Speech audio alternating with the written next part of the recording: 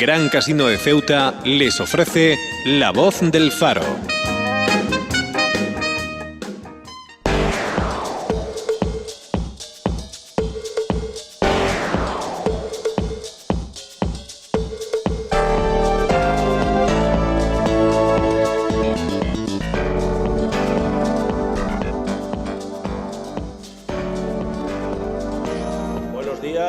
Bienvenidos a los oyentes que nos siguen a través de la cadena COPE y a los ciudadanos que nos pueden ver a través de Faro Televisión. Vamos con nuestro programa La Tertulia y vamos a empezar primero dando la enhorabuena a uno de nuestros invitados, a Kisi Chandiramani. Esta vez sí que lo he dicho bien. Sí, muy bien, muchas gracias. Enhorabuena porque dentro de cinco meses, ¿no?, vamos a tener un Ceuti más. Un Ceuti más o una, que no se sabe todavía. Sí, es una Ceuti más. Una, seguro. Seguro. Bueno, siempre a veces hay sorpresas, ¿no? Se espera... En este caso no, ya confirmado. Está confirmado que será otra chica, otra Kisi pequeñita. Bueno, pues enhorabuena. Muchas gracias. También contamos con Isidoro Hurtado de Mendoza. Buenos días. Buenos días, Isidoro. ¿Qué tal?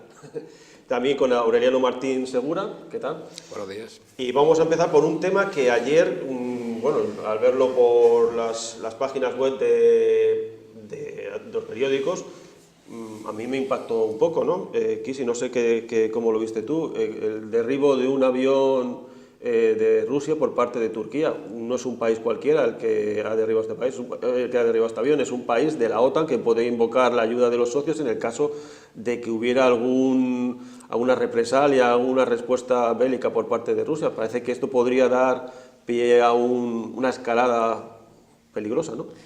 Bueno, ya creo que ayer mismo la OTAN o la ONU incluso estaba interviniendo en este proceso bélico y de escalada de la tensión internacional en la que estamos viviendo, ¿no?, desde los atentados del pasado 13 de noviembre. La verdad es que Turquía alega que Rusia invadió su territorio y en defensa del territorio, Turquía decidió que eso no podía ser, que sin permiso no se podía cruzar su frontera. Rusia dice que no y ahí hay una escalada de tensión importante que implica una tensión internacional que también va en aumento, ¿no? Yo lo decía el otro día, el lunes creo, en la tertulia, a mí me parece que los atentados del 13 de noviembre, el consiguiente bombardeo de Francia a algunas zonas de Siria donde parece que había terroristas y que además había leído ya algunas crónicas de algunos expertos que decían que quizás estábamos ante una tercera guerra mundial, quizá no la viviremos como se vivieron en los años 40, ¿no?, en el 39, pero sí que todos los pasos o todas las noticias dan miedo, de verdad es que dan miedo, porque no sabemos hacia dónde vamos, cada vez la escalada de la tensión es mayor y estamos viendo que todos los políticos internacionales de Occidente y de la OTAN están teniendo contactos continuamente para ver cuál va a ser la solución. La verdad es que creo que si algo sirve, de algo sirve un llamamiento a la prudencia, ¿no?, sobre todo de todos los países y sobre todo de Rusia y de nuestros socios aliados como son los de la OTAN, porque es que ya no solamente está en juego nuestras libertades, como hablábamos antes, ¿no?, sino que está en juego pues toda la seguridad en la que yo por lo menos he crecido. Aureliano, ¿cómo ves tú el tema? ¿Ves como una sucesión de acontecimientos que puede dar lugar a algo más grave? Sin duda. Vamos a ver. Lo que empezó siendo una guerra contra el presidente de Siria, Assad, se está convirtiendo, era una guerra civil, en principio, entre fracciones de sirios, contra el poder establecido del presidente. A continuación intervienen una serie de elementos yihadistas terroristas, otra facción, una facción conservadora liderada por un general sirio que no está de acuerdo con el presidente, y esa guerra civil cada vez se va emborronando más. Si te das cuenta, está describiendo un escenario muy parecido al que da lugar a la Segunda Guerra Mundial, ¿no? Un Evidentemente. escenario, digamos, un poco ajeno a la política europea, donde confluyen todas las potencias europeas, se genera un conflicto y se deriva... Y esto va siendo como una bola de nieve. Cada vez se ven implicados más países. Ahora tenemos, por ejemplo, los atentados de Francia, Francia bombardeando la zona de Siria, donde se entiende que están los elementos estos yihadistas. Inglaterra apoya a Francia y va a bombardear también. Rusia, a su vez, apoya al presidente Assad y está bombardeando a los disidentes sirios y a la vez algunos kurdos que le están molestando a él en Rusia también lo están. ¿Y qué es lo que ocurre? Bueno, pues ahora ocurre lo del avión ruso. Hay informaciones contradictorias, porque claro, cada parte dice lo que le conviene, evidentemente. ¿Qué es lo que dicen los turcos? Los turcos dicen, mire usted, nosotros le hemos avisado hasta 12 veces que estaba invadiendo el espacio aéreo turco, que se fuera, y lo hemos tenido que derribar. Los rusos, por contra, dicen que no, que estaban en Siria y que no tenían que haber sido, que ha sido un ataque por la espalda, que ha sido y que tendrá consecuencias. Bueno, eso es lo preocupante, y tendrá consecuencias. Y tendrá consecuencias. ¿Qué consecuencias es? Lo que estamos viendo desde Europa, las consecuencias es, primero, Europa invadida de personas que vienen huyendo de la guerra de Siria, en las cuales también refugiados, entre los que se puede colar algún que otro elemento para poder atentar en Europa. Vemos implicados a Francia, Inglaterra, Rusia, Estados Unidos está a la expectativa, pero en cualquier momento va a dar el apoyo, y la OTAN está a la espera de lo que se decida, hasta la espera que Francia le pida también, oiga, estamos en guerra y soy un país de la OTAN y quiero que me ayude la OTAN como está previsto en el tratado. El escenario es tremendamente caliente. El escenario es, a mi modo de ver, prebélico total de la Tercera Guerra Mundial. ¿Cómo lo ves tú? ¿Y tendrá consecuencias? ¿Te preocupa o tú crees que al final las aguas...? Bueno, sí, me preocupa como nos preocupa a todos. Yo, de todo esto, una reflexión que me llamó mucho la atención, no sobre este incidente, sino en general sobre lo que está ocurriendo, fue la que hizo el general Ballesteros, no sé exactamente el cargo, pero vamos, es el que se encarga del tema estratégico del ejército español, que dijo que estábamos en una situación, él piensa que es la situación más delicada desde la Segunda Guerra Mundial, y él hace un análisis que entiendo yo que lleva su parte de razón, en el sentido de que aunque después de la Segunda Guerra Mundial tuvimos el tema del enfrentamiento entre Rusia y Estados Unidos y todos los países que apoyaban a uno y a otro bando, lo que se denominó la Guerra Fría. Sin embargo, él piensa, y se conocía, que detrás de la Guerra Fría había estadistas, según él, responsables, es decir, que podían controlar la situación y podían parar la situación.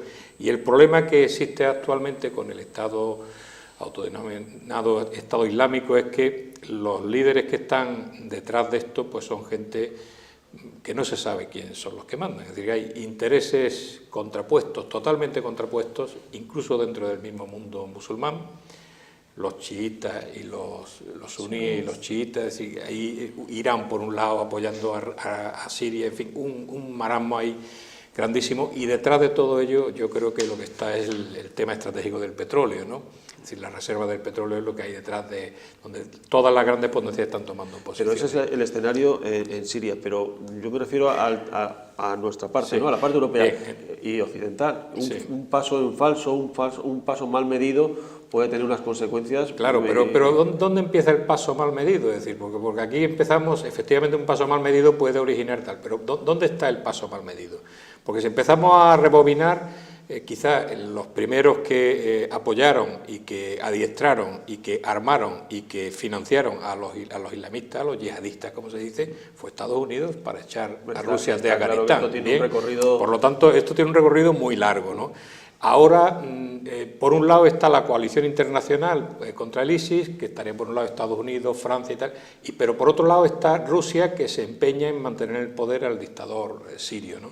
Y él está haciendo su guerra por su cuenta.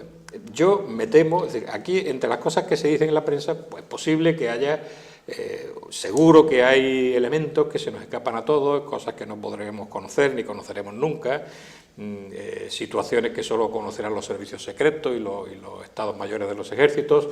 El que haya derribado un avión ruso los turcos, pues tiene que tener su historia o va encaminado precisamente a provocar una situación conflictiva a la entrada de la OTAN en un conflicto que quizás la OTAN no tenía pensamiento de entrar por el momento, ¿no? Entonces eso, evidentemente eso entorpece la solución del conflicto. Esto pone sobre las cuerdas a Rusia, es decir, enfrenta, evidentemente va buscando un enfrentamiento de la OTAN, del mundo civilizado, entre comillas, contra Rusia y Siria. Es decir, quizás es un juego estratégico que en este caso lo ha hecho Turquía, pero yo creo que Turquía no da ese paso si no está apoyada de alguna forma. Es decir, los ejércitos hoy están intercomunicados y no se pone Turquía. Si Turquía no es un Estado miembro de la OTAN y no está apoyado en cierta forma, no se pone a derribar un avión ruso así por la buena, con la que le puede caer encima. Entonces, yo entiendo que esto es un escenario muy complicado, donde no se puede decir que nadie es culpable ni que nadie no es culpable, y bueno, en el que quizás la excusa o quizás lo que más se ve es los atentados terroristas de los yihadistas, pero que detrás de eso hay intereses muy potentes y muy fuertes, que son los que yo les temo realmente, claro, de las grandes potencias. Eso es lo que yo les temo realmente, ¿no? Hay dos componentes que son fundamentales y que van unidos de la mano: el bélico y el económico. Y tú has citado muy bien el tema del petróleo, pero también hay más cosas. Están también en el tema económico para financiarse el Estado Islámico, mal llamado Estado Islámico, para financiarse económicamente, poder comprar armamento, poder comprar munición, poder atraer a gente como atraen a través de las redes sociales, etcétera, necesitan un capital. Y ese capital lo están consiguiendo con la venta del petróleo, con la venta de restos arqueológicos que tienen y que se están vendiendo en el mercado negro también, y con los secuestros que hacían y han hecho y las extorsiones que han hecho. Pues todo eso hay que atacarlo. Y todo eso es el componente económico y unido al componente bélico. Pero hay un problema que, bueno, que se están planteando soluciones, por un lado Rusia, por otro lado los países occidentales, y son soluciones incompatibles y absolutamente enfrentadas.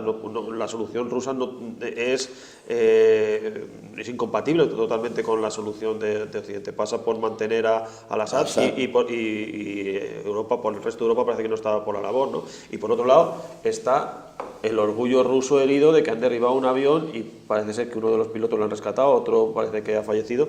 Entonces, que si no sé cómo crees tú que hacia dónde puede derivar esto, ¿no?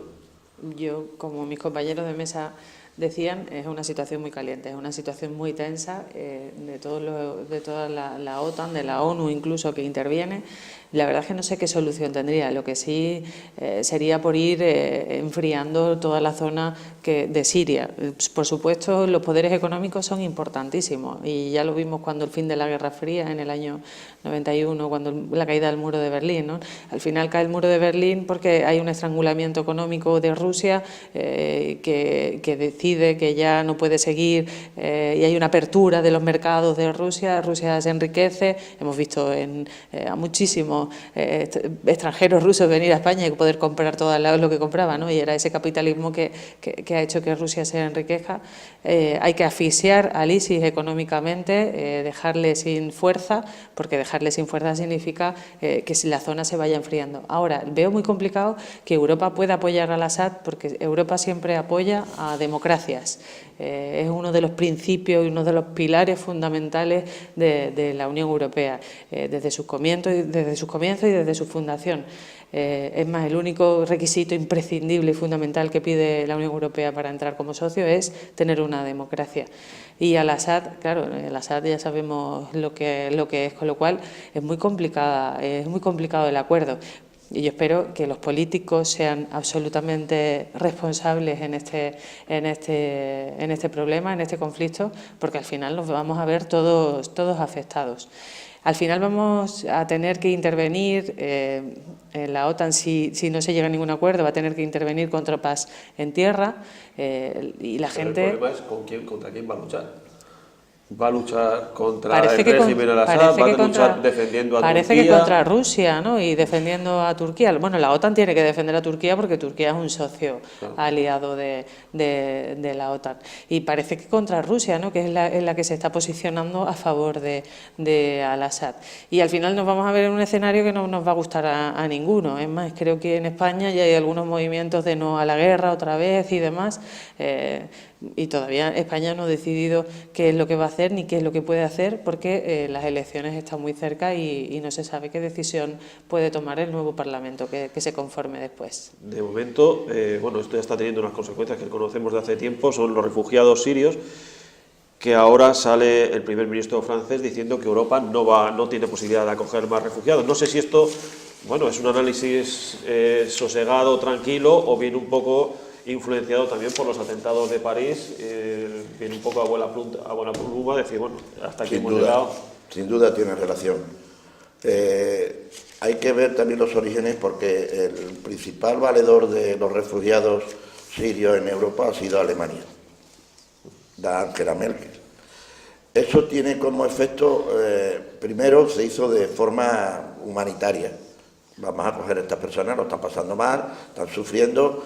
Bueno, nosotros nos sobra bienestar para poder acoger a estas personas y ofrecer una vida más confortable que la que han pasado las criaturas. Pero eso tiene un efecto llamada, y ahora ya el efecto llamada es imparable. Ya tenemos ahí cerca de 1 millón de personas esperando poder volver a entrar desde Macedonia a Grecia.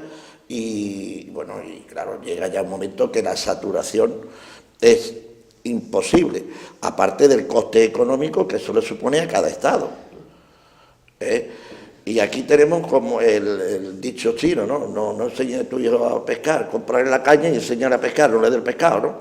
Entonces lo suyo es restablecer la situación en los países de orígenes, restablecer la situación de paz, de bienestar, de desarrollo, para que no tengan que salir de allí hacia Europa. Yo creo que empezó siendo así. Ahora ya, con la situación bélica que se está produciendo, cada vez más países europeos implicados, y todavía a la espera de que Estados Unidos, el gran gigante, despierte, pues veremos a ver qué es lo que va a pasar. Pero desde luego la situación de refugiados ya es insostenible, yo creo que para toda Europa.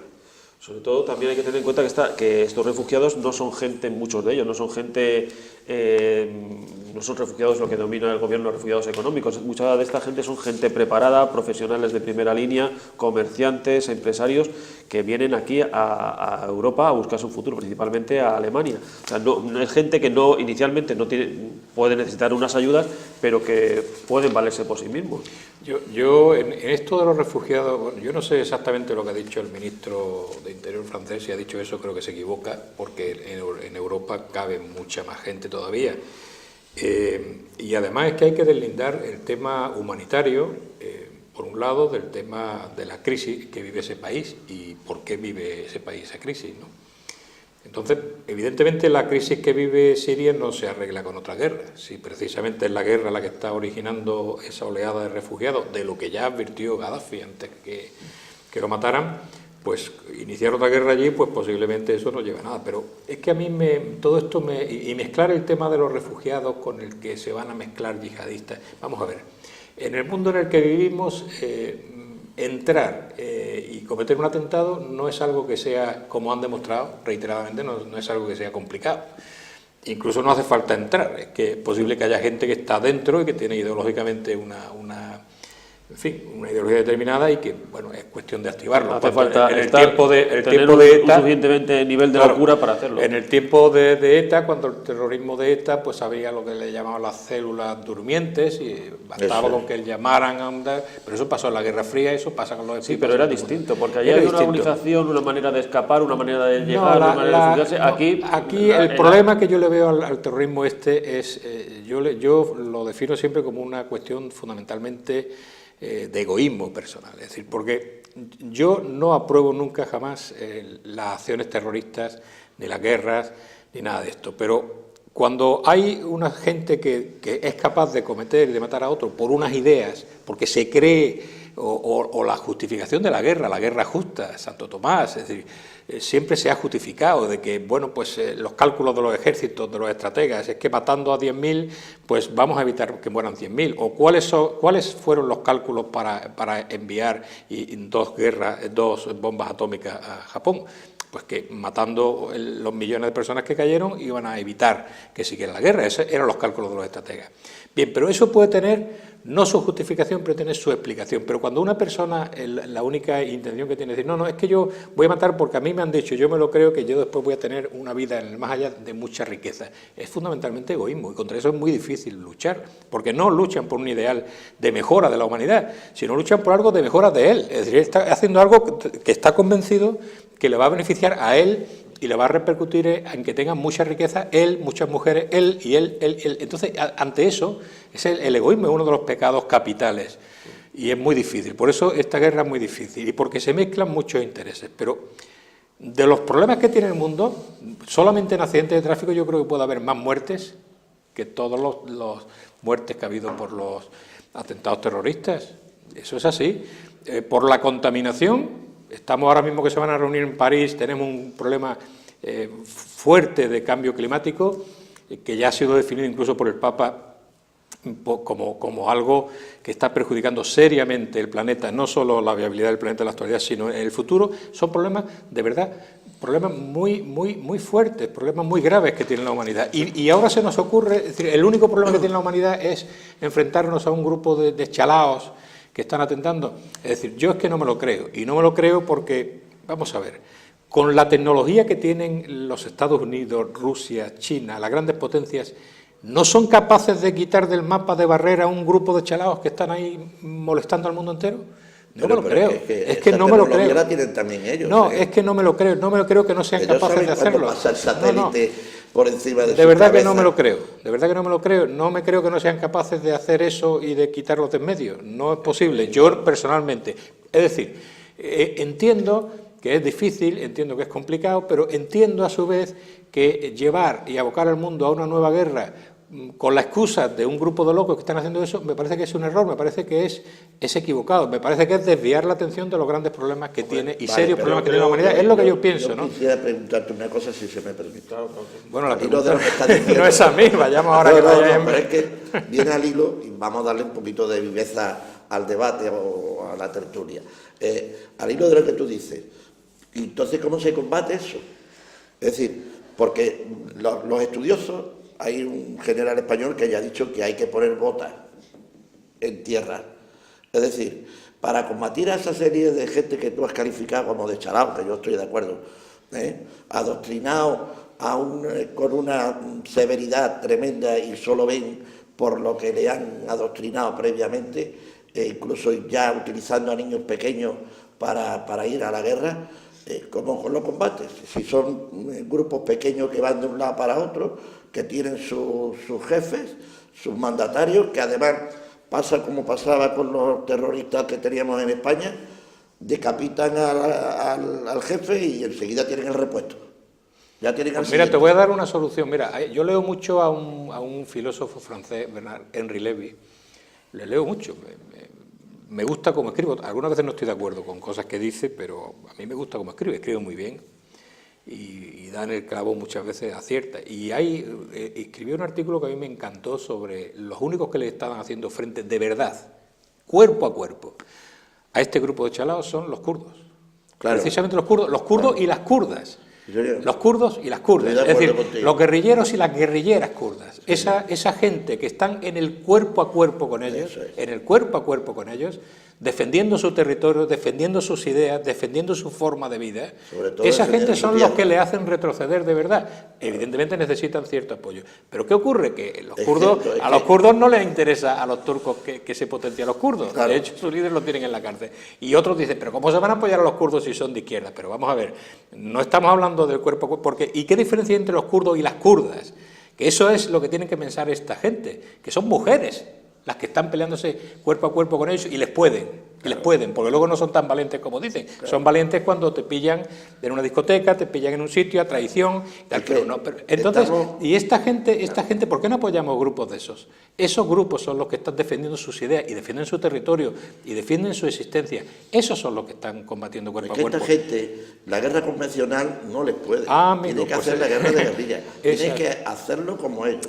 Y ellos tienen una ventaja que le pasaba también a los talibanes, que conocen su territorio como la palma de su mano y se pueden refugiar donde les parece. Los kurdos también lo conocen. Y se mimetizan con el terreno. Y eso hay que poner botas en el terreno, pero de la misma especie que ellos, es decir, no un batallón de ejército ordinario. Pero cuando decimos de poner, pero de tiene gente, claro, de fuerzas especiales. Ya, pero vamos a ver una cosa. Vamos a ver una cosa. Es que vamos a ver qué tipo de gente ponemos, porque los kurdos defienden su idea. No, yo no conozco muy bien el problema, pero yo sé que defienden su territorio, defienden tener su nación, defienden sus intereses. Nosotros los vamos a poner a ustedes de cuerpo de choque, de batallón de choque. Y cuando ustedes limpien a toda esta gente, entonces nosotros volvemos a tener otra. No, hombre, no. Habrá que pactar con ellos y habrá que darles a ellos lo que ellos piden, o eso tampoco. Es decir, está claro. Efectivamente, entonces lo que hay detrás de todo esto es lo que yo vuelvo a decir, son intereses económicos. Y yo creo que es una gran farsa, porque efectivamente el problema del yihadismo, he empezado diciendo y hablando del general Ballesteros, que yo creo en ese análisis que se hace, pero detrás de esto también hay mucho teatro, es decir, se están ocultando los verdaderos problemas de la humanidad, se están diciendo por ahí en las redes sociales que se avecina una crisis económica, financiera, mucho más fuerte que la anterior, y apañados vamos si eso llega así. En Europa estamos en recesión, hay cantidad de economistas que ya han avisado y han dicho que las medidas que se están adoptando en Europa nos llevan al desastre. La economía china está en recesión, si China se tose, nos resfriamos todos, tal como está la situación. Luego, en esa situación, y con una situación en la que si llegamos a tener 2 grados de subida de la temperatura del planeta de media respecto a la época preindustrial, ya se está diciendo que entonces hay una situación que empieza a ser irreversible, hay grandes zonas que se inundan, hay grandes perjuicios para zonas de la humanidad, gente pobre, que son los primeros perjudicados. Frente a eso, esos son los problemas de la humanidad. Entonces, esos son los problemas que hay que atacar. Y no se trata de que nos embarquemos nuevamente en nuevas guerras. Hay que atacar a esta gente. Hay formas de atacar a esta gente, pero precisamente el problema ahora mismo no es Rusia, el problema ahora mismo no es una guerra grandísima, el problema con menos recursos y con menos eso, los kurdos en el terreno, lo vuelvo a repetir, los kurdos y las kurdas en el terreno, el cuerpo a cuerpo los están venciendo, porque hay forma de vencer a esta gente. Y no es tan costoso. Sí, pero primero tú tienes que garantizar, como gobernante, tú tienes que garantizar a tu país, a tus vecinos, a tus gobernados, la tranquilidad en su casa. Si nosotros no tenemos tranquilidad, si nosotros no tenemos... el gobierno tiene que velar por mi tranquilidad y porque yo pueda salir a tomarme una copa a las 12 de la noche, estar sentado en una terraza disfrutando de la compañía de mis amigos y no que venga... Sí, yo estoy de acuerdo contigo, pero hay 2 formas de hacerlo eso. Una como han hecho en Bruselas. Que hacer. Oiga, eso lo tienen que hacer. ¿Tú quieres que hagan como en Bruselas? En Bruselas han cerrado el metro, han cerrado las escuelas, han cerrado los autobuses. Hombre, si hacemos eso... Lo de Bruselas no tiene nombre. Lo de Bruselas no tiene nombre porque han pasado de 0 a tener 2 semanas en estado de excepción. Todo el mundo en estado de excepción. Yo discrepo un poco de los planteamientos que se han hecho en la mesa. Yo creo que es un problema de la humanidad, todos los problemas medioambientales que Aureliano ha puesto sobre la mesa. Es más, llevamos años, décadas, hablando de esos problemas medioambientales. Creo que ahí está el protocolo de Kioto, que está firmado por muchos países, algunos que occidentales y desarrollados que no han querido firmarlo. Por supuesto que es un problema de la humanidad, pero creo que el problema que hay que atajar, lo que primero que hay que atajar es el problema más acuciante que tenemos, que es la seguridad de todo el mundo, que es lo que está en juego. Que es verdad que algunos flecos pueden afectar a ese conflicto que tenemos, que existe ahora mismo en Siria, apoyado por diferentes países europeos. Es verdad que algunos flecos lo empantana todo o lo contagia todo. Pero también entiendo, y estoy de acuerdo con Isidro, de que un problema importante es la reticencia que tienen los países occidentales de poner botas, de llevar militares a las zonas donde existen estos conflictos. Y lo tienen esos problemas los países occidentales o de la OTAN, porque desde hace mucho tiempo las sociedades, que nos enteramos de todo, afortunadamente, gracias a los medios de comunicación, son contrarias a que las tropas de que fallezcan nacionales nuestros en territorio que no sea el nuestro. Entonces, todo eso todavía lo hace más complicado. Por eso ahora mismo solamente hay una guerra de bombardeo, donde nadie va efectivamente al territorio a combatir a este Estado, a los malos, vamos a llamarlo de alguna manera. De alguna manera habrá que tomar una decisión de qué se hace, se va, no se va. Estados Unidos se mantiene tibio, porque ellos siempre son los primeros en dar la cara, y como dice Antonio, otro compañero, están cansados de dar la cara. Están cansados de dar la cara. Claro. Yo comparto ese pensamiento. Es más, todavía en España no ha decidido qué va a hacer y ya algunos están poniendo la tirita del no a la guerra y volvemos al no a la guerra. Claro. Entonces vamos a mandar allí a algunos de nuestros políticos a que vayan a negociar con los del ISIS, a ver si acabamos con esto. Hay un poco de hipocresía en todas las sociedades europeas, en la española, en la belga, en la francesa, porque nosotros, Europa tiene establecido un sistema democrático y dentro del sistema democrático está el ejército. Y el ejército está precisamente para garantizar la seguridad de los ciudadanos de su país, en su país, y si son atacados, fuera del país también. Pero ¿qué ocurre? Que no hay ningún gobernante europeo que quiera ir a un aeropuerto a recibir a sus muertos, militares fallecidos en acción de guerra, con la bandera envuelta. Porque eso hay una sociedad detrás que no está preparada para admitir eso. Ni está dispuesta. Sin embargo, estamos viendo que hay otra sociedad en Estados Unidos donde aceptan y comprenden que el ejército está para eso, y lo reciben con honores y lo reciben como héroes, como lo que son. Y sin embargo nosotros, y no arremeten contra nadie, como pasó recientemente con el tema del 13, el día 13, ¿no?, de noviembre. Cuando Hollande sale, todo el mundo le felicita, todo el mundo le aplaude, las dos cámaras reunidas. Aquí pasó la tragedia más grande que pudo pasar también, y enseguida al gobierno. Y se machacó al gobierno, y se perdieron unas elecciones, y se ganaron unas elecciones con el pásalo. Vamos a cambiar un poco de escenario, en el que también se puede utilizar términos, ahora me dirás si alguno que has utilizado tú también lo podrías utilizarlo aquí, ¿no? Escenario, teatro, pacto, intereses cruzados, botas, no sé si tú crees que haría falta botas, incluso la intervención de Estados Unidos, creo que no, sería un poco exagerado, para el tema catalán, ¿no? Aquí sí que también, hoy sale una noticia diciendo que a los Pujol les ofrecieron un pacto, si dejar borrón y cuenta nueva con su asunto de impuestos y el 3%, si paraban el proceso de secesión. Entonces, no sé qué opináis, si este pacto es cierto que se le llegaron a proponer, o esto es un paso más hacia adelante, de perdidos al río, vamos a empozollar un poco todo esto, ¿no? Totalmente. Mientes, si te fijas bien, el gobierno catalán no para, digo el gobierno. Bueno, antes que nada, no harían falta botas. No, por supuesto. Espero que no, que no llegue la locura, porque esta gente niegan la mayor. Claro, por eso te digo. Están continuamente, sale con su sonrisa catatónica que tiene, los ojitos cada día un poquito más cerrados, no sé por qué. El señor Mas, a negar la mayor. Es decir, nos están machacando, no son democráticos. Oiga, no, si usted es el que no respeta la ley. Pero si usted es el que no respeta la ley, si usted ha dicho que lo que diga el Tribunal Constitucional le importa 3 pepinos, pero oiga, ¿dónde cree usted que está? Es que niegan la mayor. Y al negar la mayor, ¿qué es lo que ocurre? Bueno, pues ahora viene, como en todas las guerras, ahora viene el proceso de la mentira más gorda, de decir que el gobierno se ha querido poner de acuerdo porque utiliza también las mismas trampas y las mismas mano negra que pueden utilizar ellos.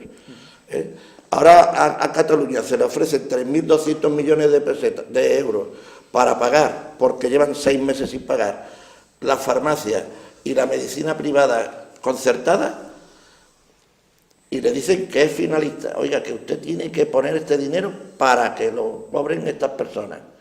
Y le dicen que eso es atentar contra la autonomía y contra la libertad de Cataluña.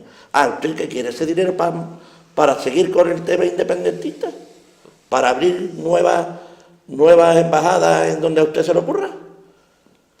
Aureliano, ¿tú te crees esta supuesta propuesta de pacto? Pues sí, yo me creo que todo eso es posible. Lo que ocurre es que hay dos cosas. Vamos a ver, el que Pujol, el padre, tenía negocios oscuros y todo esto provenía desde sus padres de la banca Marx y todo esto, es algo que se conocía y que lo tenían archivado los distintos gobiernos, yo creo que desde la UCD, Felipe González, etcétera, todo el mundo sabía que los negocios oscuros y la procedencia oscura de los dineros de este señor. Eso se ha sabido siempre. Y se ha ocultado siempre, pues ¿por qué? Porque era un señor que en teoría colaboraba a la estabilidad de la democracia española y interesó. Cuando ya no ha interesado, pues se ha sacado todo a flote. Es decir, en ese sentido yo sí me lo creo. Que ellos dicen, lo que dicen los Pujol, es que nos han ofrecido esto, no significa que no hayan tenido ellos culpa, que no hayan hecho ellos una tropelía. Lo que ocurre es que la tropelía la han hecho ellos y la tropelía estaba ya cometida y la tropelía la han cometido los que conocían esa tropelía y no la han sacado en su debido momento. Es decir, someter, bajo mi punto de vista, el Estado de Derecho a los intereses políticos del momento no me parece la mejor opción. Ahora nos vamos a creer a los corruptos, por favor. No, en esa línea voy yo, ¿no? Que dar por hecho que es cierta esta oferta es dar por hecho también que los Pujol, aunque ya no están en la primera línea política, todavía tienen mucho poder en Cataluña. No sé si eso ahora mismo parece ser que no. Yo creo que absolutamente no.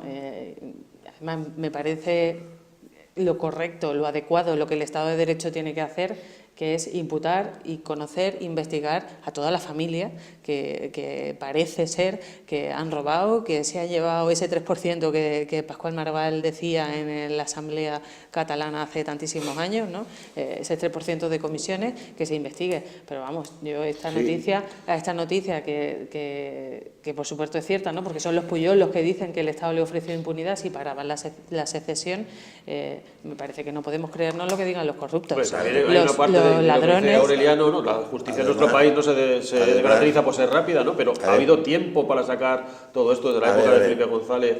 Pero a lo mejor no había evidencias, porque recordemos también quién ha puesto sobre la mesa todo, o de dónde pudieron los jueces empezar a tirar del hilo.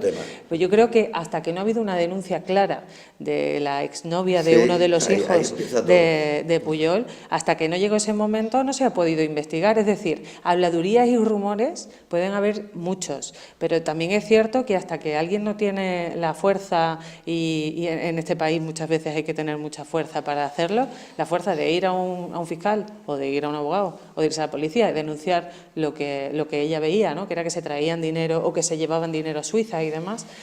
Hasta que eso no ha pasado, la justicia no ha encontrado el hilo para tirar de toda la bobina de hilo que tenían los Pujol desde que empezó la democracia y Pujol empezó a ser presidente de la Comunidad de Cataluña. Ahora sí que comparto contigo que es vergonzoso que se le den 3.100 millones de euros a Cataluña para pagar a las farmacias, pagar medicinas y pagar la sanidad de los catalanes y le digan que no. Pues si las farmacias se están quejando de que no tienen dinero y que hacen 6 meses que no cobran. De momento deberían decir gracias, hombre, ¿no? Por lo menos. Por favor, porque es que es vergonzoso. Además es una intervención de facto, totalmente. Tan claro. Y quería decir una cosa que al hilo que lo que estábamos hablando, no investiga el gobierno, investigan los jueces. La fiscalía, los jueces. Investigan los jueces y los jueces ponen toda la maquinaria que tiene a su alcance para descubrir toda esta historia. Cierto es, y a mí también me ha preocupado, que esto se sepa tan tarde, y te doy la razón, te doy totalmente la razón en ese sentido. Es decir, es una vergüenza, o tenían esta gente muchísimo poder y tenían una loza encima de ellos, una capa de hielo o de aceite que no eran capaces de penetrar nadie, hasta descubrir todo lo que se ha descubierto. Siempre se ha dicho, pero no era la verdad también, que la justicia española es lenta, pero segura. Pero vamos, aquí ya de lenta se pasa, ¿eh? Esto es justicia de caracol, no es lenta. De todas formas, lo que decía Jesucristo. Perdona un momento, que nos quedan 3 minutos. No sé si tú tenías especial interés en comentar esta noticia de la OCDE reprocha a España la falta de evaluaciones a los profesores. Bueno, es que no llevan razón. Es que en España se evalúa a los profesores. Lo que pasa es que hay un sistema de evaluación distinto al que hay en otros países. Simplemente que si se quiere mejorar, se puede mejorar, pero bueno, también habrá que ver en otros países qué sistema hay de acceso y tal. Aquí se evalúa, las universidades evalúan, los alumnos evalúan la actividad docente. Los profesores cuando se acreditan tienen que pasar por una agencia nacional de acreditación.